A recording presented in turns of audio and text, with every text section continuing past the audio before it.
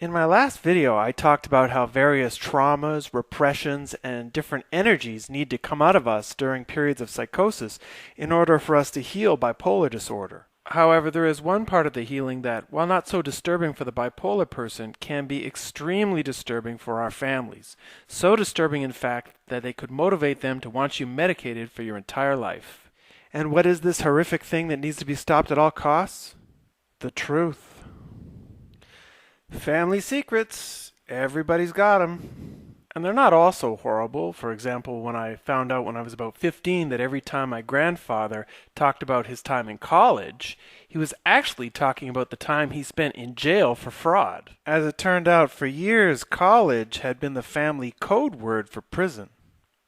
And then there was the time I found out I was part Micmac Indian. Actually, I found that pretty cool. However, for most of us, the truths we need to talk about during psychosis are much more serious than that. Family secrets such as rape or incest, if mentioned, can tear apart the entire family structure. Now, these secrets could be of a personal nature, like telling the family that you're gay. It could be just stating the obvious, like perhaps that your parents haven't loved each other for 20 years, even though they keep acting like they do. Or it could be something that you did that you consider to be a sin. And it was from working with a few people in psychosis, as well as receiving a lot of emails, that I gained a new appreciation for the ritual of confession within the Catholic Church. Because it became apparent to me that a lot of us, maybe all of us, are carrying around stuff that we want to get off our chest. Now, in my case, my parents were quite receptive to what I had to say, but I know for the most part, parents usually aren't. Typical responses from parents when bipolar people bring up the truth are things like, "Well, what are you getting so emotional about?" Or, "You're crazy, your thoughts are wrong." Or, "I don't understand you, haven't we given you a good life?" These are all ways that the family denies the truth of what the bipolar person is saying. And then to make matters worse, when confronted with all this truth, they take the person to the psychiatrist, who covers the whole thing over with the biggest lie of all, which is that the person is mentally ill. That's why they're having these thoughts and feelings. The reason they're mentally ill is they've got a chemical imbalance, they need drugs, and their thoughts and feelings are basically to be ignored. And of course, this is a huge relief for the family, who can now wash their hands of the whole experience, knowing that there's nothing really wrong with them or their family. The only problem is that their daughter has a little bit too much serotonin going to the brain. Or maybe it's dopamine.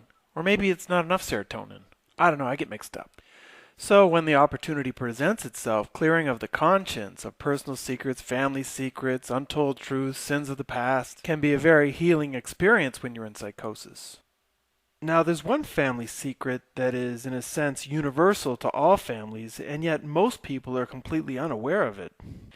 And that secret is that on this planet today, it is highly unlikely that you're going to have two parents that love you unconditionally.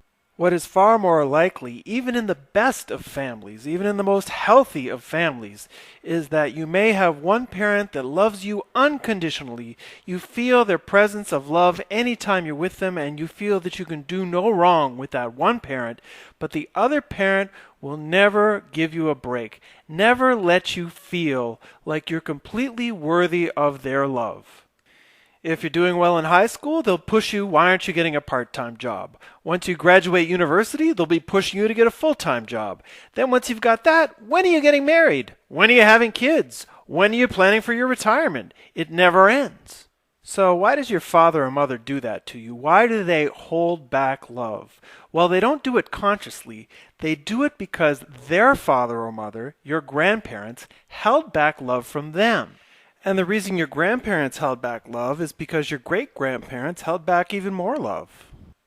In fact, the further you go back in time, generation to generation, what you'll see is an increasing level of general coldness and rigidity among the generations. And that's because the further back you go in your family history, the lower the level of consciousness you will encounter among the people there. And with a lower level of consciousness comes a lower capacity for compassion, not only with your own family, but with other people around you. And the two best examples of this lower level of consciousness is what was going on with women's rights 100 years ago. Basically, women weren't even treated as citizens. And then, of course, there's the racism. You really think Barack Obama would have beat Teddy Roosevelt? Somehow I think not.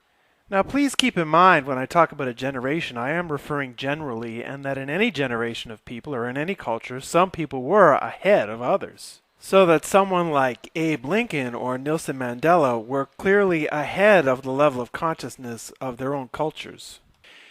And what's the end result of receiving this coldness that has come down from our ancestors? Well, it basically leaves us with a feeling of a void in our soul, a sense of emptiness in our life, because we didn't receive all of the unconditional love that we could have when we were young.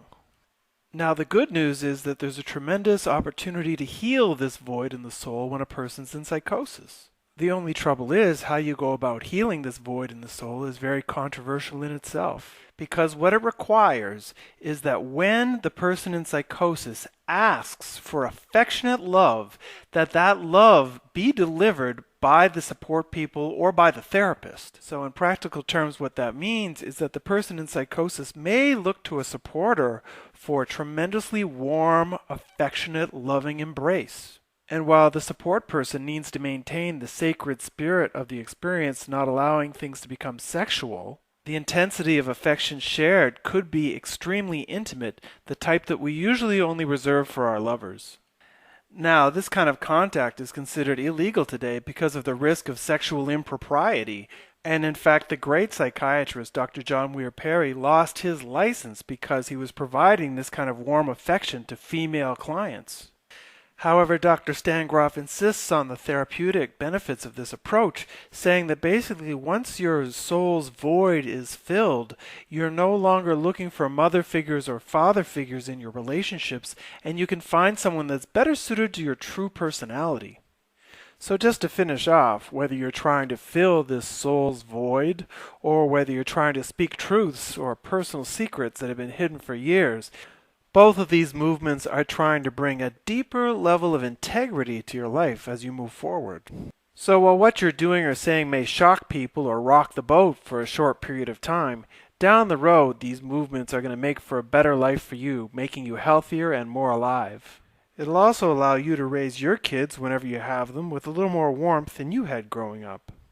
And finally, please remember that while all of these issues have a lot to do with our families, especially our parents, try to keep in mind that chances are if you've got it rough, probably your parents had it even tougher from their parents, and that the people out there with the biggest problems to deal with are the people with no parents at all.